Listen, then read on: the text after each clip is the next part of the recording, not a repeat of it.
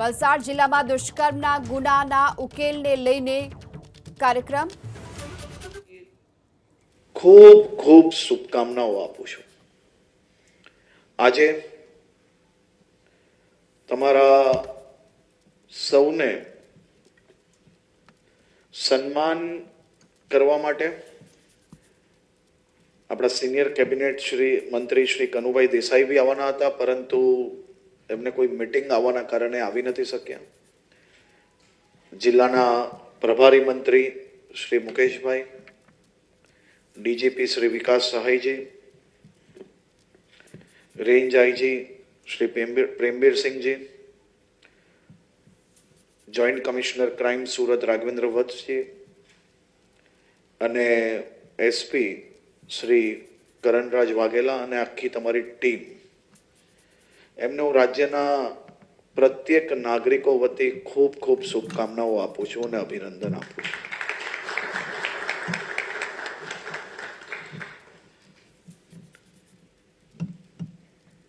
વલસાડ જિલ્લામાં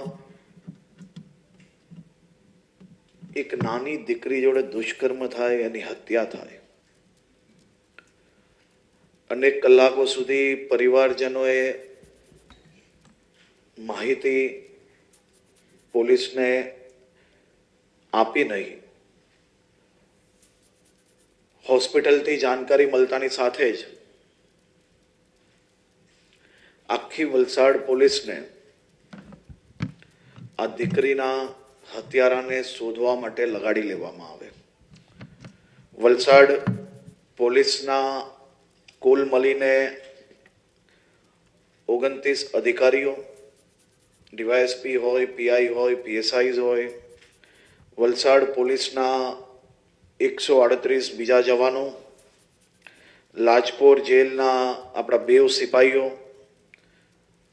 Gujarat railway police ટીમના police જવાનો અને કુલ મળીને 300થી વધારે પોલીસના જવાનો ગુજરાત પોલીસના પહેલા જ દિવસથી આ કેસના ડિટેક્શનમાં જોડાઈ જાય છે.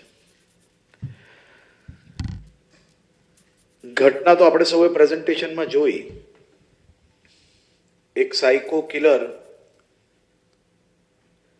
જે દેશના ઉત્તરથી દક્ષિણ, પૂરબથી પશ્ચિમ જ્યાં ટ્રેનો જતી હોય એ ટ્રેનમાં ગમે ત્યાં મન ફાવે ત્યાં ટ્રેનમાં બેસીને અલગ અલગ રાજ્યોમાં પ્રવાસ કરતો હોય. મન ફાવે રાજ્યમાં, મન ફાવે શહેરમાં ઉતરે અને નાની મોટી ઘટનાઓને અંજામ આપે. હું જ્યારે ઘટનાઓનો ઇતિહાસ જોઈ રહ્યો હતો ત્યારે હું સૌથી પહેલા તો ચોંકી ગયો. એ ચોંકવાનું કારણ અહીંયા બેઠેલા જર્નલિસ્ટ જે વર્ષોથી ક્રાઇમ રિપોર્ટિંગ જે કરતા હશે એને 100% અંદાજો હશે કે કોઈ વ્યક્તિ આટલા બધા ગુનાઓમાં સામેલ હોય અને એ ગુનાઓમાંથી એને વારંવાર કોર્ટમાંથી જામીનો બી મળી જાય છે. આપણે સૌએ જોયું કે કમસે કમ 7 ગુના હરિયાણા રાજ્યમાં, 3 ગુનાઓ ઉત્તર પ્રદેશમાં, 1 ગુનો ઉત્તરાખંડમાં, 2 રાજસ્થાનમાં. હજી મર્ડરના આંકડા તો એસપીએ થોડા ઠંડા આપ્યા છે, પરંતુ આંકડો તો ક્યાંનો ક્યાં પહોંચ્યો છે.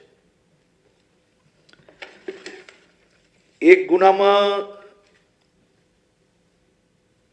143 દિવસમાં છૂટી જાય છે, બીજા ગુનામાં 93 દિવસમાં છૂટી જાય છે, ત્રીજા ગુનામાં 208 દિવસમાં છૂટી જાય છે, ચોથા ગુનામાં 89 દિવસમાં છૂટી જાય છે અને 5મા ગુનામાં માત્ર 80 દિવસમાં છૂટી જાય છે.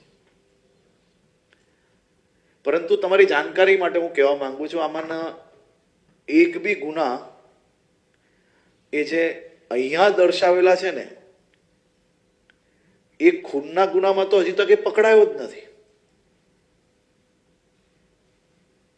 એ ખૂનના તો બધા જ ગુનાઓમાં પકડવાના જ હજી બાકી છે.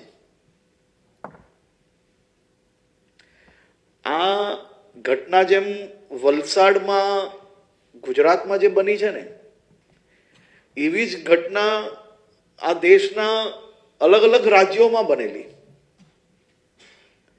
ત્યાં બી ક્યાંક રેલવે સ્ટેશનમાં, ક્યાંક ટ્રેનમાં પસાર થતા, ક્યાંક શહેરોમાં, આ અલગ અલગ જગ્યા પર અલગ અલગ રાજ્યોમાં ઘટના બની છે.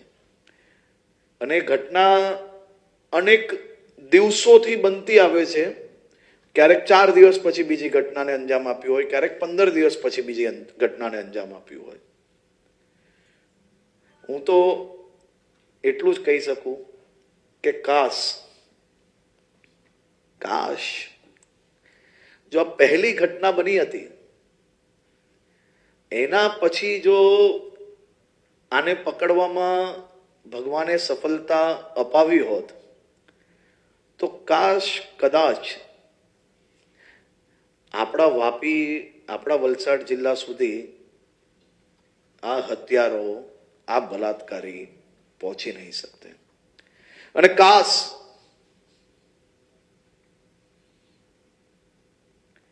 આને જેલમાંથી હેબ્યુચ્યુઅલ ગુનેગાર તરીકે જો એનું હિસ્ટ્રી જોવામાં ગંભીરતાથી આવી હોત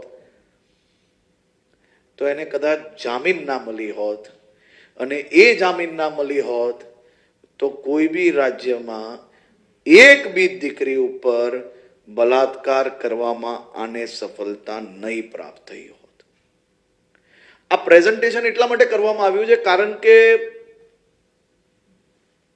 કોઈ ઘટના બને ને ત્યારે પોલીસ પર અને પ્રશાસન પર સ્ટેટમેન્ટો આપવા, ટીકાઓ કરવી એ બધાનો હક છે. કારણ કે પ્રશાસનમાં જે લોકો બેઠા હોય એની જવાબદારી છે. પરંતુ આનાથી એક સામાન્ય કોઈ બી ઘટના બને તો તમને કદાચ એક વ્યક્તિનું મર્ડર દેખાતું હશે, પરંતુ એક વ્યક્તિ ગુમાવવું એની પાછળ એ ગુનેગારને પકડવા માટે પોલીસની કેટલી ફોર્સ લાગે છે, કેટલી મહેનત લાગે છે, અને કેટલું રાત દિવસ એક કરે ત્યારે એવા એક ગુનેગારો પકડાતા હોય છે. અને આવા એક બી ગુનેગારને જો હ્યુમન ગ્રાઉન્ડ પર જામીન આપવામાં આવે તો આ દેશની બીજી કેટલીય દીકરીઓનું જીવનની સુરક્ષાનો પ્રશ્ન બનતો હોય છે. મને આજે ગર્વ વલસાડ જિલ્લા પોલીસ પર એટલા માટે છે કે આ ગુનાનું કઈ હું પહેલા દિવસથી ફોલોઅપ નતો કરતો. આનો શ્રેય તો પૂરેપૂરો વલસાડ જિલ્લા પોલીસને જ આપવો પડે. કારણ કે પૂરેપૂરી ગંભીરતા જિલ્લા પોલીસે એક ટીમ તરીકે, એક જવાબદાર ટીમ તરીકે સાથે મળીને નક્કી કર્યું કે ગુનેગારને તો પકડવો જ છે. ગૃહમંત્રી આમાં હન્ટર લઈને નહીં ફરતા હતા કે ક્યારે પકડશો અને શું કરશો અને શું નહીં કરશો.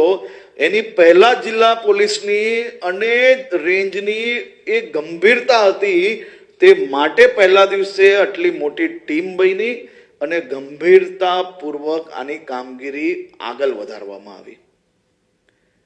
એક ટી-શર્ટ, એક ગમછો, બીડીઓ, ચાલવાની ચાલ અને દિવ્યાંગ વ્યક્તિ રેલવે સ્ટેશન પર જઈને એક વિઝ્યુઅલ પ્રાપ્ત થાય, હ્યુમન ઇન્ટેલિજન્સના માધ્યમથી બીજી બધી માહિતીઓ પ્રાપ્ત થાય,